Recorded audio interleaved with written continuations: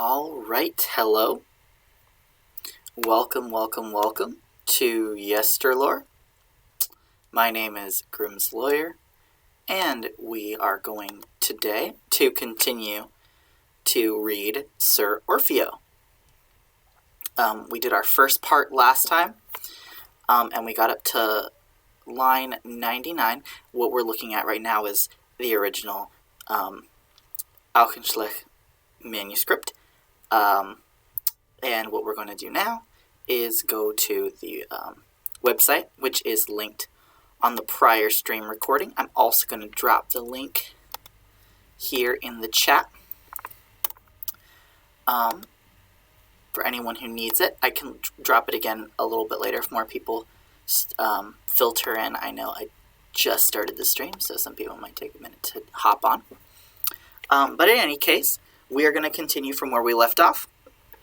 But first I'll give a brief review of what we did so far and also correct a misspeaking that I did last time that might have been a little bit confusing. So last time, after giving some background to this poem, which you can see in the recording for last week's on my YouTube channel, we started at the very beginning with a pretty common thing in medieval poetry just in general, which is a sort of meta description of the tradition or the fact that the poet is doing a poem. Some kind of reference to how the poet heard the story, where it came from, and so we get a lot of that. The misspeaking I did was, so this story, the poet credits to the Bretons, the people of Brittany, that northwestern tip of France, where these sort of like Breton lays became popular and then spread up to England. And we are reading a Middle English Breton lay. But here, last time I read this, this is Bretagne, this is Britain. I think I said it Brittany last time, or Brittany, but that is Britain. So in Britain, this lays were wrought. That doesn't seem right to me, and that's probably why I said Brittany. And the editors here, Anne Liskaya and Eve Salisbury, agree with me that it means Brittany, but I looked at some translations and they all said Britain, and Bretagne usually means Britain. So I just wanted to go over that because it's a little confusing.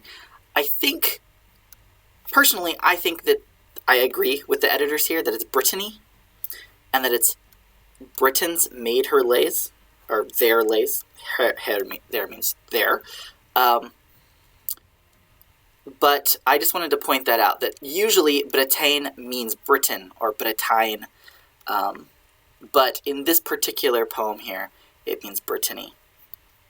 In French, it's Bretagne. So that makes sense, that could mean Brittany in Middle English. So, what happened after that? So first we got our sort of description.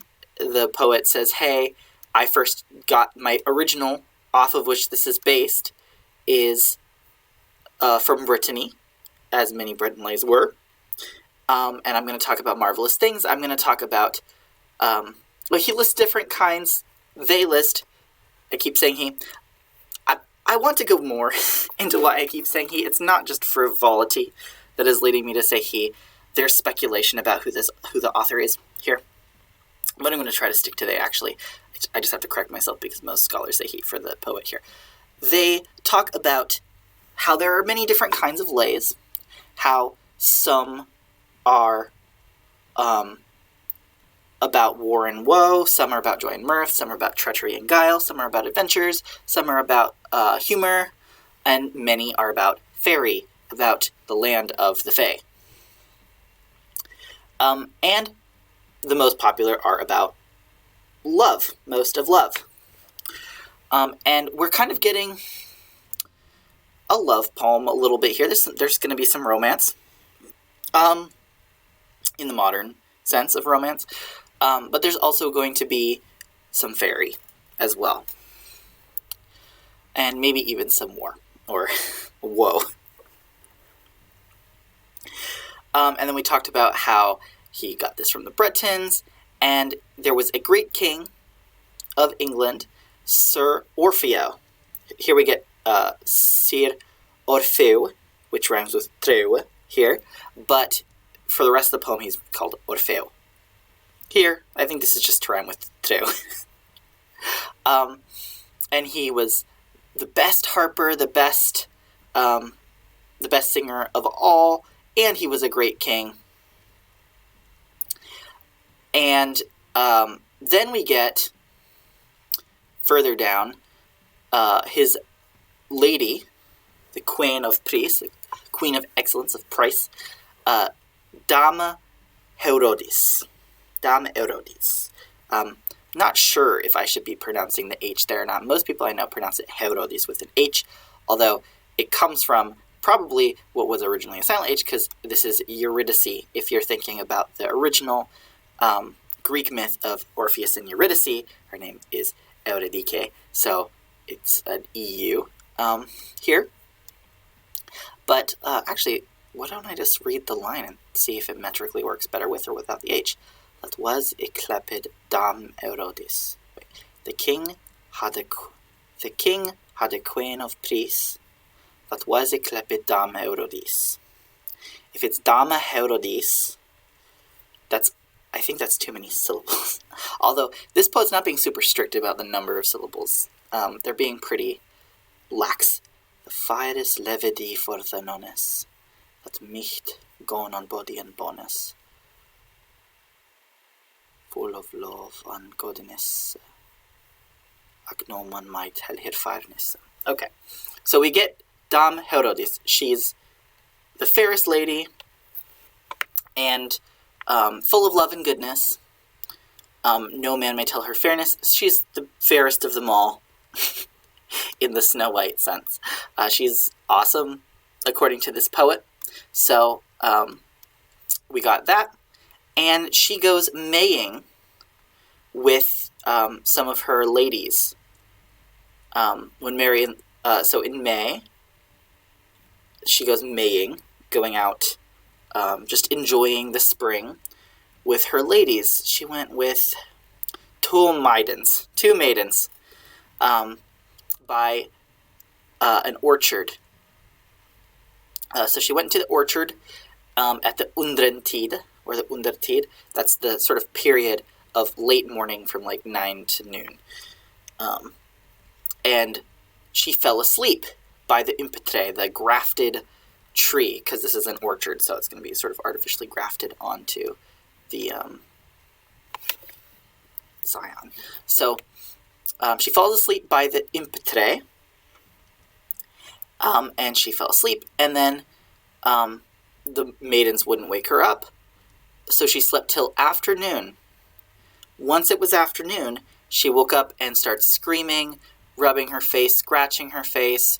It's horrible, and we get her being not in a good state mentally.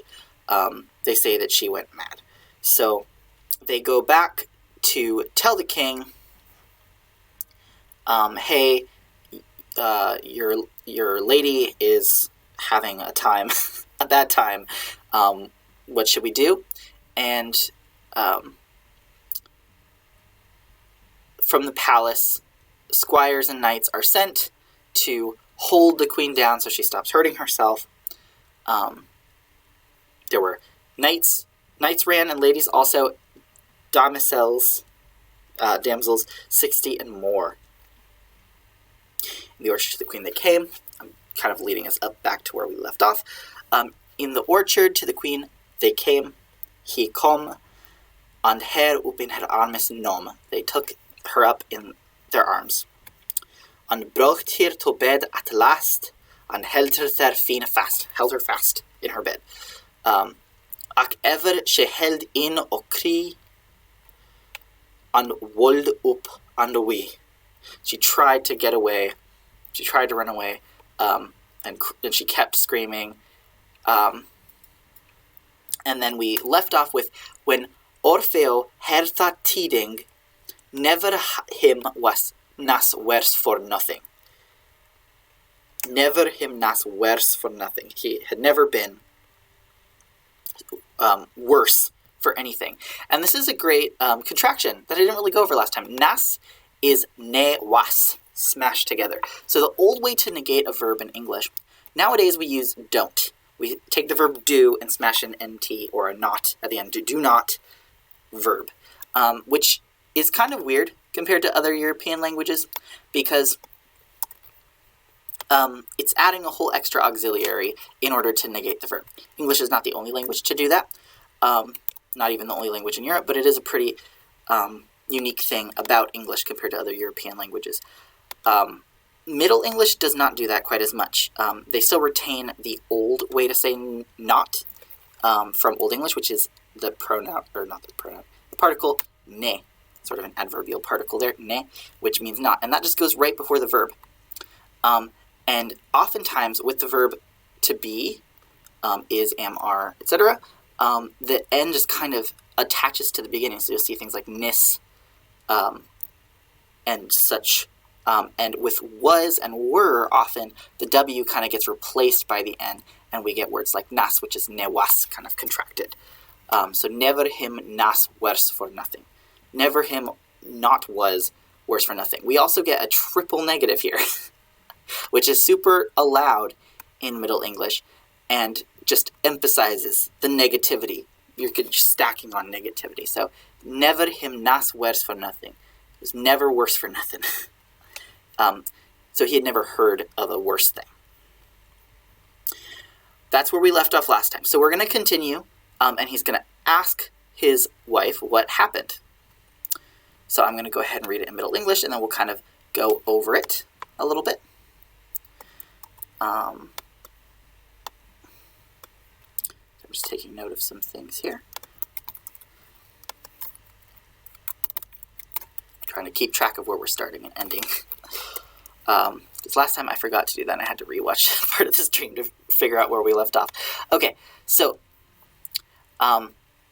he kom with nichtes tene, to chamber richt before the quene, and beheld and said with great pity, O lef lief, what is te, that ever yet hast been so still, and no greatest wonder schille, the body that was so weak decora, within a nihilus is all totora, alas, the road that was so red, is all one as though were dead, and also thin fingers small, both all bloody and all pale, alas, the lovesome eyen toe, looketh so man doth on his foe, Adam, each beseeche, merci, let ben altis reweful cree, and tell me what there is, and who, and what thing my the help know.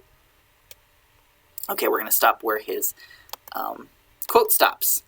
So that was Sir Orfeo speaking, and he's basically asking what happened. So then came 10 of his knights to his chamber, right in front of the queen, and he saw and said with great pité, which is just plainly a French word here, but in this Middle English context it means sorrow.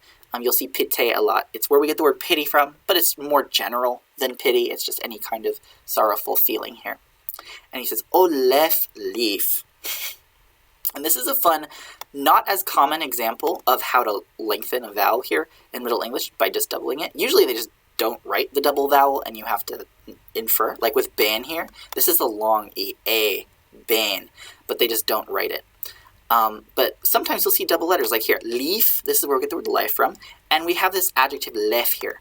This is from the Old English word lealth, which means like beloved or dear, and it still means that in Middle English, although the diphthong ew sound has gone away and it's just a flat a. O lef leaf, what is te? And te here is kind of odd. I'm not sure why it's spelled te here. I think this should be what is the, and maybe there's just a missing H. Usually this manuscript uses thorn. I'm not sure why it's te here. It's just helpfully our editors have said see note here on this line, so I'm going to do that. I'm going to see the note and see what happens. I'm going to lift this up so you can see it a little bit more easily. That's not, we are on 102, 106. Is the note, I don't think the note is actually explaining anything about the spelling here.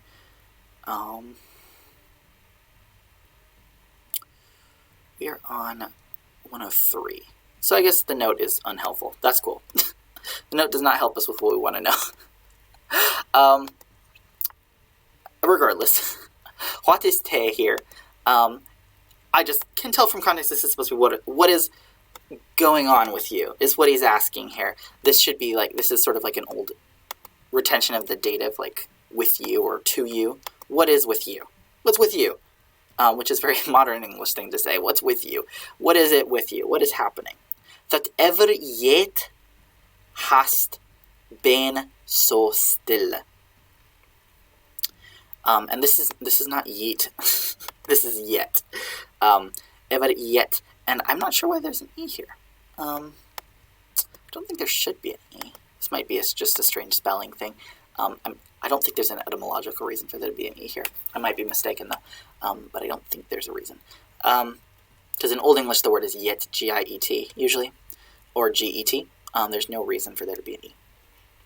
That ever yet has been so still. And by still, he means sort of the more general sense of calm.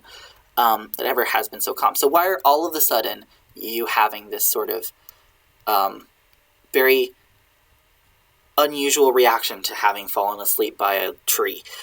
And now gredest wonder shrill. So here shrill is like the word shrill here. Ever gredest. Gred here, gred means to cry out. It's another word for cry out. And wonder here is, again, we should treat this more generically. It's not wonder in the usually positive sense, but just wondrously it's a wonder why she's crying out so shrilly. It's the editors put a note that say this, they would translate this as strangely. I would agree. It's like you're crying out so weirdly, shrilly. The body that was so wicht yakora. So wheat here is the word white. It's spelled the same. So your body was so white before. Yakor here, this is actually the past participle of the verb choose, weirdly enough. It's yakoren in Old English. So it was like chosenly white, like you put in effort to look so fair.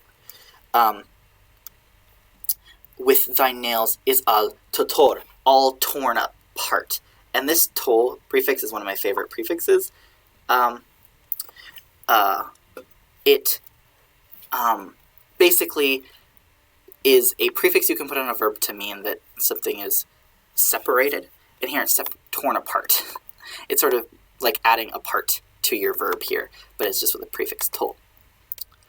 Alas, the road that was so red is all one as though we're dead. Okay, so he says alas. That hasn't really changed. We just don't have double L with it anymore. Here, rod is an old word for face here. And red is red. Your face that was so red, and by red he meant like full of life. Like it was so, you used to have color, but now it's all one. One in this context means pale. It's so, you've lost color. As though we're dead. As if you were dead. You've gone all pale. And there's some mentions of blood here because she was scratching herself, and all bloody and all pale. He just uses the word pale here as well. There's some repetition. And he says, alas, the lovesum eien too. And eien here, this is the old plural of I. Used to be iron, like oxen. We used to have more of those plurals, a lot more of those plurals in Middle and especially Old English. We used to have a lot more of that kind of plural. Oxen is kind of the only one left that we have that has an en. I can't think of any other examples except children, which technically shouldn't have that ending etymologically. It used to just be childru in Old English. but that en was added to it. So the only, I think, authentically retaining en ending is the word ox for the plural. But the word eye also used to have the en for the plural. So thy lovely, lovesome ein to, your two eyes. Looketh so man doth on his foe. Look as, so a lot of the time so can also mean as, which is true in English in some cases now, but they were even more interchangeable back then. Look as a man does on his foe, on his enemy.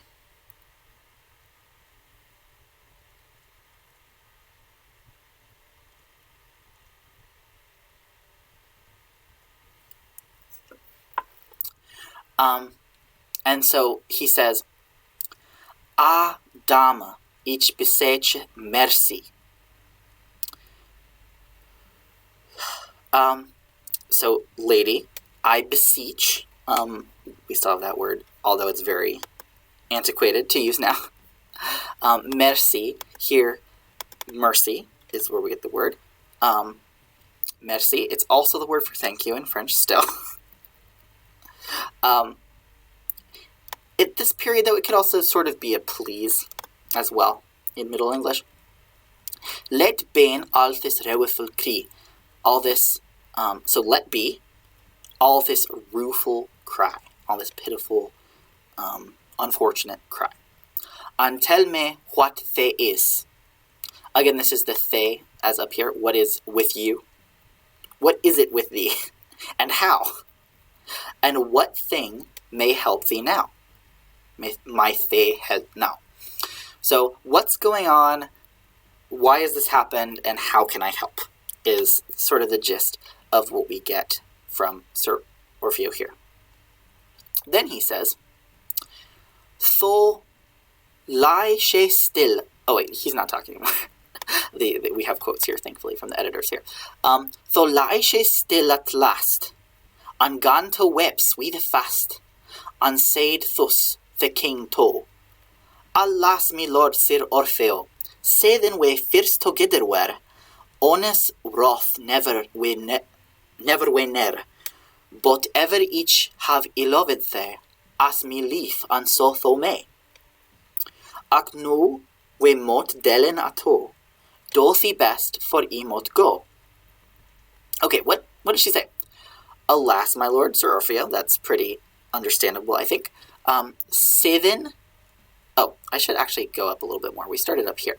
So tho is an old, this is from tha in Old English. And you might remember from older strands when we did Old English, tha was, one of the many meanings of tha was then or when. Here it's then. So then lay she still at last. Hopefully that's understandable. And gone to weep sweet the fast. And went to weep sweet the fast. Remember, fast at this period doesn't necessarily mean quick. And quick also doesn't mean quick either. It does not mean rapid. It does not mean at a high speed. Speed also meant something different at this period. Fast means like firmly or strongly or strong. So hard. She weeps fast. She weeps really a lot. And switha is an old word for like very, to a great extent. We had it in Old English quite a few times, switha, and it survives in Middle English. So she went gone is go, and so she went to weep, so very hard, and said thus, the king to the king, "Alas, my lord Sir Orfeo, Sethen is from sithan in Old English, and it meant since, and it still means since in Middle English. So since we first were together, honest wrath never winnera." So honest here is where the word once comes from. It's one with that sort of genitive S ending that we still have in the form of apostrophe S. So of one, so of one time, so once, and then this word wrath we still have. It means angry. It's a rare word for angry. We still have the word wrath that we use for anger, the noun, but wrath is the adjective, angry. Never we nera, and this is ne and were added together, kind of like we saw nas for ne was, newera. So we've never been angry. with each other. But ever each have he loved thee, but ever I have loved you. As me lief, and so me. Loved you as my life, and so you me. That makes sense. Ac no we mo delen ato. Here, delen means to, this is from dalan in Old English. Delen here is where we get the word deal from, but it used to mean sort of separate or share. Here it's separate. We must separate ato. Separate a two, apart. We must part ways. Why must we part ways? Do thee best, for I mote go. Do thy best, for I must go. Mote is an old word. This is actually, fun fact, must is actually a past tense originally. Must is the past of mote. Mote, you might hear some like really antiquated phrases like so mote it be, such may it be. But mote, originally motan in Old English, meant to have to. And mosta was the past tense of mota. So mote, present, must, past. But now we just have must and we don't really use mote anymore. But she's like, for I must go. Why does she have to leave? What is going on? It's a bit confusing. She slept under a tree. She woke up, had a very upsetting episode, gets brought home, still cries. Her husband asks her what happened, and she says, I've always loved you, but I have to go now. Very confusing. I think we're supposed to be confused. We don't know what's going on yet. Some weird stuff is happening. Alas, quoth he, forlorn each am. Whither wilt thou go unto wham? Whither thou goest, it shall with thee, and whither I go, thou shalt with me. So Sir Orfeo responds, like, alas, right? Forlorn each am. This is another example of like each getting like sort of each being the Old English word for I, being attached to a verb here, like we saw with chill, or ichil. Here we have each am, I am. So forlorn I am. We still have the word forlorn. I don't think I have to translate that one. Whither wilt thou go? Whither will you go? Unto wham? And to whom? Who are you going to? Whither thou goest, I shall with thee. Whither you go, I go with you. And whither I go, thou shalt with me. So where you go, I go. Where I go, you go. That's what he's saying here. And she says, Nei, sir, that nocht nis. We get another double negative here. That not ne is. That is not how it is. It's not possible. It's not how it is. Ichil they tell all who it is. I'll tell you how it is. As each lieth is under tide and sleep under orchard side, there kom to me to fire knichtes, welly armed, alto richtes, and bad me kommen and haying, and spake with her lord, the king. And each answer that word is bold, I durs nocht no I nold. Thy pricked ojein, as thy micht drive, so kom her king, also bliv. With all his hundred knichtes and more, and damises and hundred also, allon snow wichte stedes, as wheat as milk were her wedes. I no say never yet before, so fire creatures I core. The king had a crown on head, it nas of silver, no of gold red, ac it was of a precious stone, as bright as the sun it shone, and as soon as he to me come, woldich noldich he ne nam, and made him me with him read upon a palfrey be his seed, and brought me to his palace, well attired in each wise, and shewed me castles and tours, rivers, forests, frith with floors, and his richest stedes each on, and seden me brought ojein home into our own orchard, and said to me thus afterward. We're going to pause there, because she's about to say what he said. But let's see what happened here. Hopefully it's a little understandable, at least compared to the Old English that we were reading before, and the Old Norse. But he says, I'm all forlorn, you come with me, and she says, no, that can't be. She said, I'll tell you how it is. As I lay this morning, this undertide, and slept under our orchard, there came to me tol fair knightes, 2 fair knights. Okay. Well armed, all to rightes, all to rights. So that's an older way of saying, like, correctly. They were well armed, properly. An bad me kommen an haying, and bade me come. An haying means quickly. Heing, this is an old way to say haste, so in haste, quickly. And spake with her lord the king, and speak with their, remember her often is their, lord the king. So 2 knights came telling me to talk to their king. Okay, who's their king? And I answered, at words bold, answered with bold words, I durst not, I dursn't, I dare not. No, I nold, no, I would not. This is ne would not. This is another ne attaching onto a word and deleting its W here. No, I would not. Thei prikt ojain as they might drive. So, prick here, it's like they pricked again, as they might drive. Then came their king. Also believe. Also quickly. So, they were going to drive her no matter what. By drive, she means force. Ojain is again. With 100 knightes and more, with 100 knights and more, and 100 damsels also. All on snow-white steeds, stedes snow-white. As white as milk were her wedes. It sounds like weeds, if we bring it into modern English, if we apply the great vowel shift to this. But this word is actually conflation. So there's a word wed in Old English, which becomes the word wed in Middle English, which is where we get the word weed, as in the plant.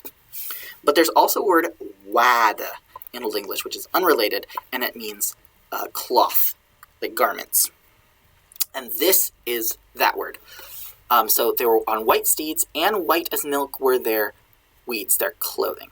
Now it's kind of funny, we can almost imagine, like, metaphorically, like weeds being a word for clothing, but they're unrelated words. It's just that they happen to sound the same in Middle English. I no say never yet before. And say here is an old way of saying saw. It's an old past tense of saw. So I never saw never yet before. I've never seen it before. So fair creatures. And this is yakor again. We had that before, meaning like chosen. So like put together well. So well put together fair creatures. And this is still showing us that this is a recent French borrowing here. Créature here from Old French.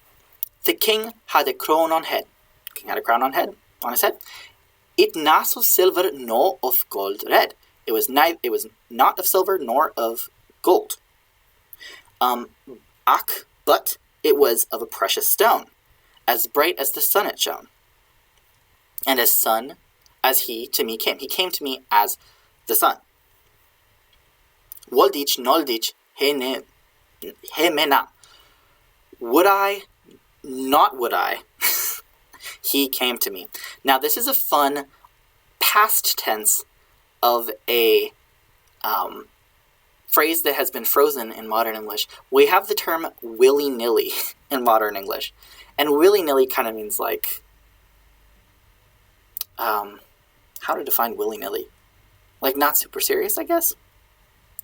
Not well planned out. But it comes from will he, nil he. Like, will he or will he not?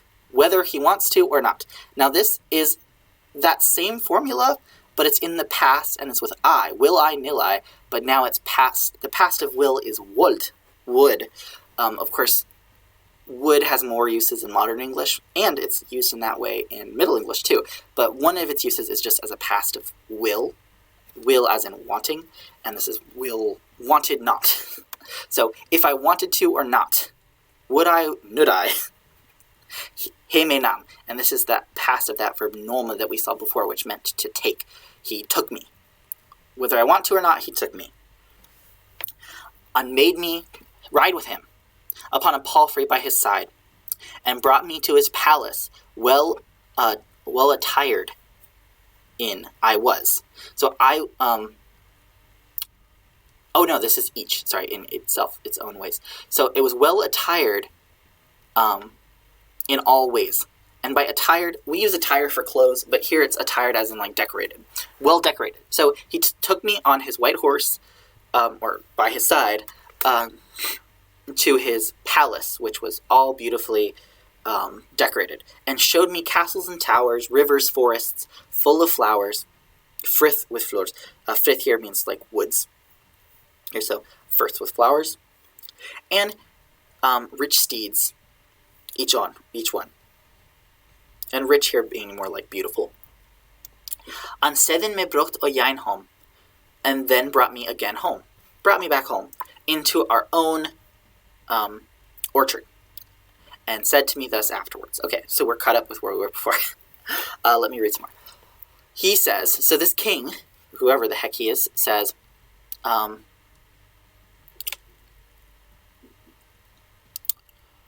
were we? Where the king? Oh, he says, Lok dam tomorwe thatobe richt her under this impetre, and than thou shalt with us go, and live with us evermore, and if thou makest us yelet, war thou be, thou worst effect. And totora thin limis all, that nothing help thee, no shall. And they thou best so to torn, yet thou worst with us ye born. Okay, so this is an interesting thing for this king to say. He says, look, lady, look, dame, tomorrow that you be right here under this grafted tree. You're going to be here tomorrow, and then you will go with us. Thou shalt with us go, and live with us evermore. Evermore. And if thou makest us yelet, and if you make us yelet, and yelet here is like, it's actually the opposite of what let means now.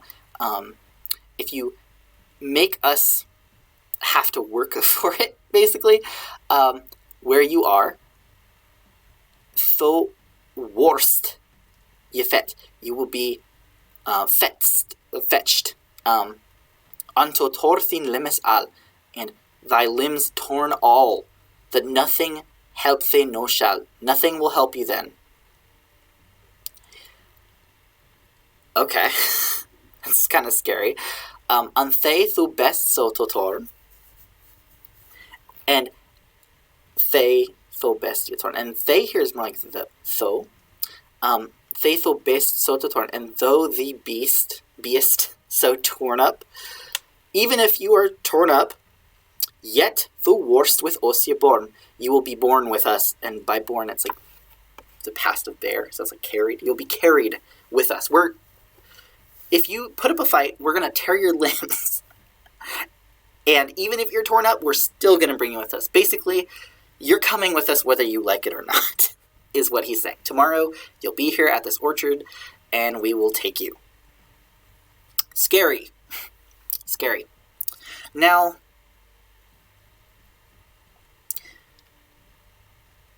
how did this happen? She was asleep.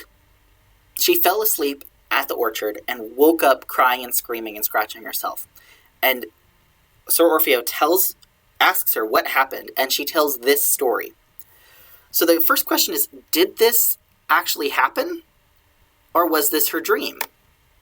Did she dream this? And we're gonna see what the answer to that question is. I think we're gonna land on yes. Did this happen or was it a dream? Yes. So we are at 175.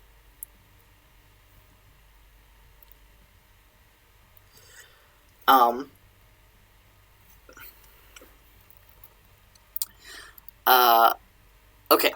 When King Orfeo heard this case, "O way," quoth he, "alas, alas, lever me well to let me leave than thus to lays at the queen me wife." So, oh whoa. So when he heard this case, when he heard this issue, oh whoa, oh way, oh whoa, he said, quoth he, alas, alas, lever me. Lever me is not something we have anymore. This first lev part is actually related to the word lef that we saw earlier that was like deer. But if something is lever to you in Middle English, it means it's preferable to you. So this is the more idiomatic way to say, like, I would prefer. Lever me, the thing you would prefer. So here he says, lever me were to let me leave than thus to les the queen me leave. I would rather let my own life than to lose the queen, my wife, thus. To lose her in this way. Yeah, like whoever these dream people were who came to her, who are going to force her to go with them whether she likes it or not, that's a strange way to lose your wife. So, strange. Let's see what he does. He asked counsel at each man, ac no man him help no can. Amor with the undertidis come, and Orfeo hath his arms genom, and well 100 knechtes with him, each ye arm stout and grim, and with the queen went in he, richt unto that impetre. So, he asked counsel to each man. He asked it for advice. Conseil still means advice in French, so it's conseil. But no man could help him. No man him help no can. Again, we get a lot of double negatives here. Amoro, this is amaro, so on the next morrow, on the morrow, on the next day, the late morning came, and Orfeo has his, this is interesting, it's in the present all of a sudden. Here, is come is still past, it's just using the verb be instead of have here for the past, which happens with some verbs in Middle English. And Orfeo has, present, his armies taken. He's taken his armies. This is more past here. And well 1,000 knights with him. So 1,000 knights. He brought 1,000 knights. Okay. Each arm stout and grim. And grim doesn't have the same, like, strictly negative connotations that it has now. It can be any kind of, like, seriousness. Here, the editors give the note that they note it as fierce. Grim can mean any kind of sort of severity. Severe, not necessarily bad, like Grim Reaper style grim. Usually we use grim for, like, negative things now. And with the queen went he, they went in he, richt unto that impetre, right up onto that grafted tree where she slept the prior day. Thy mad sheltrum in each acid. And said that wold, and side thy wold there abide, and die there every chon, the queen should from him gone. So, sheltrum, this word does not exist anymore. The note given by the editors is a rank of armed men on each. Here it's on each side. So sheltrum here is sort of a row of armed men. It's sort of a formation here. And said that they would abide there and die there, everyone, ere the queen should go from them. So they're like, over our dead bodies will they take you. Ac yet amidis hem full richt, the queen was away, yet wicht. With fiery forth genom. Okay, so, but yet, amidst them, full richt, right away, full right, forthwith, the queen was away yetwicht. This is a great word. Yetwicht is snatched, taken.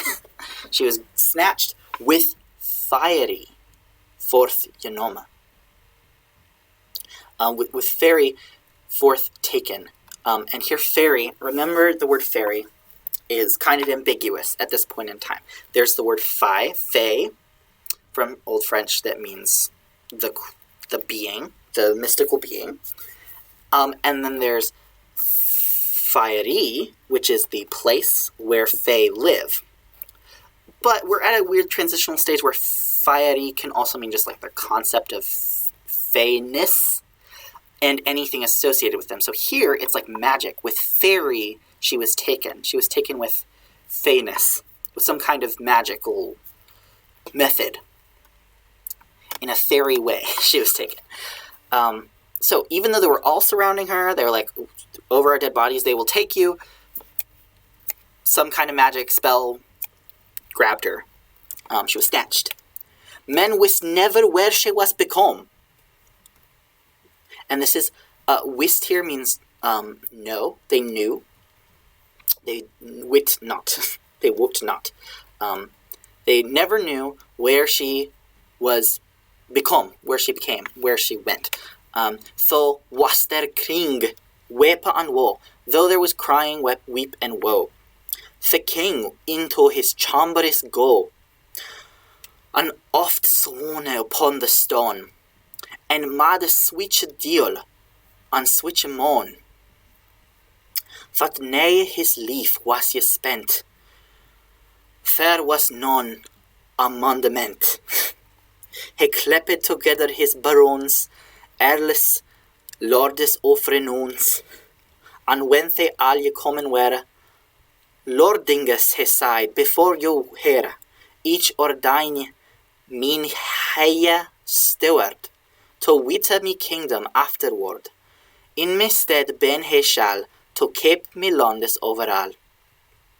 For no each have me quen ye lore, the finest levity that ever was bore, never after nil no woman say, into wilderness each shall take.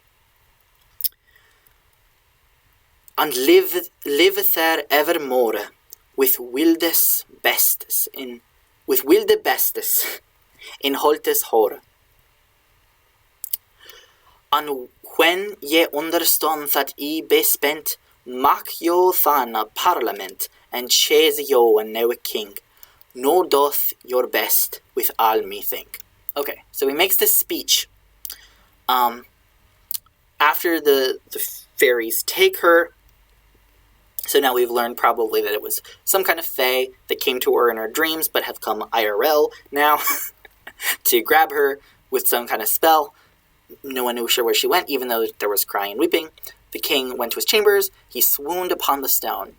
And made switch diol. This is a strange spelling. This is dole, as in, like, dolorousness, sorrow. Made such sorrow and such moan that nigh his life was spent. So he almost spent, like, all of the life in him. His life almost ended. He almost died of grief. There was no amendment. There was no way to amend it. He was broken. And he clepped together his barons. He clept together. This is that word clip on, which means to call upon, to summon. He summoned together his barons, earls, lords of renown. And when they all were come, when they all arrived, he said, Lordings. This is a great term of address here. Lordings, he said, before you hear, I ordain my high steward to wit, to this is that word to know again, but here it's more like to look after my kingdom afterward. In my stead, ben he shall to keep me Londis overall. So in my stead, he is going to be keeping my lands overall. He's going to be in charge. His steward. Now I have my queen Yellora, and this is the past tense of lose, the past participle of lose. It's lost. Kind of like choose. The past tense was ikor. Past tense of lose is lora at this point in time. And it's nice because it rhymes with bora. The fairest lady that was ever born, never again, never eft, never again, in nil, I not will, no woman say. I don't want to see any woman. After losing my lady, I don't even want to look at women anymore. Into wilderness I shall go, and live there evermore, with wild beasts in holtes hore. Holts are woods, and hor, we've seen this word before. It's hoary, H-O-A-R-Y, meaning gray. We saw it in Old English, I think. Har is H-A-R. It's a long A that means gray. So gray woods. And when you understand that I am spent, I'm dead, make you then a parliament. Make a parliament and choose a new king. Basically, make a government, choose a new king, because at that point, the steward's job is done, and you just need a new king, because I'll be dead. Now do your best with all my things. Do your best with everything. Basically, he's dipping out of life. He's, like, gonna go live in the woods.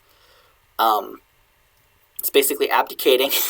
Not entirely, because he's not naming a new king, he's naming a steward, which kind of implies that he's like a placeholder king, which means he could come back. So maybe it's like in the off chance that he does somehow find his wife and bring her back, everything will go back, like reset to normal, and he'll be king again. It's kind of strange, but if they do find out somehow that he dies, then they can make a new, like, official king. That's where we're at here, at this point. I think we could read a little bit more, and then we'll stop for the night. We got pretty far. Farther than we did last time, so let's keep going. Okay, so, Thor was there weeping in the hall. Actually, I should check that we can still see. Okay, we can still see everything. Yeah, okay. Okay. Thor there was weeping in the hall, and great cry among him all, unneth nicht old or young, for weeping spake a word with tongue. Thy knelled adon all ye fair, and pride him if his will were, that he no should not from him go. Okay, so, the folk are not happy. There was weeping in the hall, and a great cry among them all. Beneath might old or young, for weeping speak a word with tongue.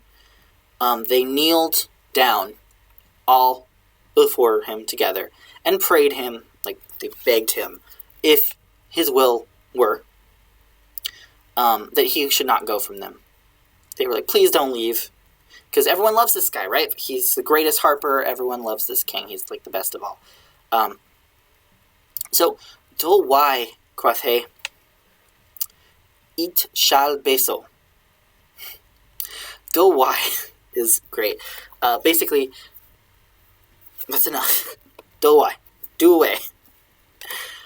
Stop it with this weeping and crying. He's one to talk, I guess. I mean, he did just lose his wife, so that's fair. But they're about to lose their king, who matters a lot to them too, so he's telling them to stop crying. It shall be so. Basically, get over it.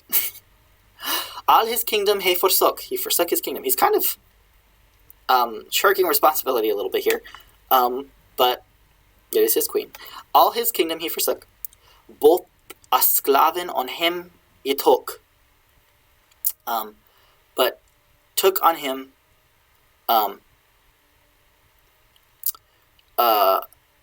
sklaven. The sklaven is like a not like a cloak. It's more like a cape. It's what's called a mantle. It's like just a plain cloth that you can drape over yourself. Basically he's like going down to like wanderer garb. He had kirtle ne hod. He had neither tunic nor hood. It's just a cloth. Shirt ne no nother god, or any other goods. He took nothing with him, but his harp he took algata. He took his harp at least, and did him barefoot ut at gata.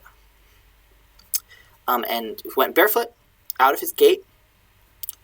No man most with him go. No man was allowed to go with him. Oh, why, what there was weapon woe, when he that had been king with crown, went so poverlich out of tone. Thurt wold and over hath, into the wilderness he gaeth. Nothing he fint that him is ice, but ever he liveth in great malice. He that had ye word the foul grease, and on bed the purper bees. No on hard hath he leith, with levis and grace he him wreath. He that had castles and tours, river forest frith with floors, no they it commence to snow and freeze, this king mote make his bed in mesa. He that had knightes of priests before him knelend and levities, no saith he nothing that him leaketh, but wilde wormes be him streaketh. He that had plenty of meat and drink, of each dainty, no my he all die dig and rot, ere he finde his fill of rot. In summer he liveth bewild fruit, and berrien both god leet. In winter may he nothing find, but rot grass and therind. All his body was a wide ween, for missize and all touchine. Lord, who might tell the sore, this king suffered 10 year and more. Okay, we're going to stop there. I'm going to quickly go over sort of the gist of everything. I don't know if I'll have time to go through each line, but he leaves, the kingdom is very sad, and we get a lot of sort of juxtaposition of what his life used to be like and what his life is like now living in the woods. So in the wilderness he went through woods and heath. He found nothing that would be ease to him. He lives in great malaise. We still have that word malaise from French. He had gone around. He lies in the hard heath now. Leaves and grass is what he wears. He that had castles and towers. Now, we get a parallel here. We get parallel lines to what we had before about the fairy king. If we go way back up, Herodotus says that the fairy king, the Fey king, showed me castles and towers, rivers, forest, woods with flowers. And we get that line echoed here. But it's about Sir Orfeo. He that had castles and towers, river, forest, woods with flowers. Now they, it commence to snow and freeze. Now it commence, this is a French borrowing, it began to snow and freeze. And this is an interesting parallel too, because it said that they were riding on white horses, and now he's in the white snow.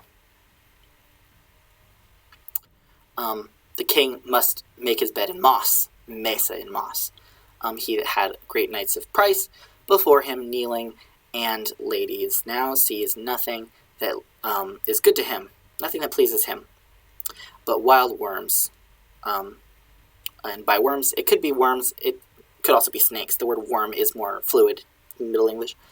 He that had plenty of food and drink, and mete here is where we get the word meat, but it used to just mean food in general. It was mete in Old English as well, and meant food.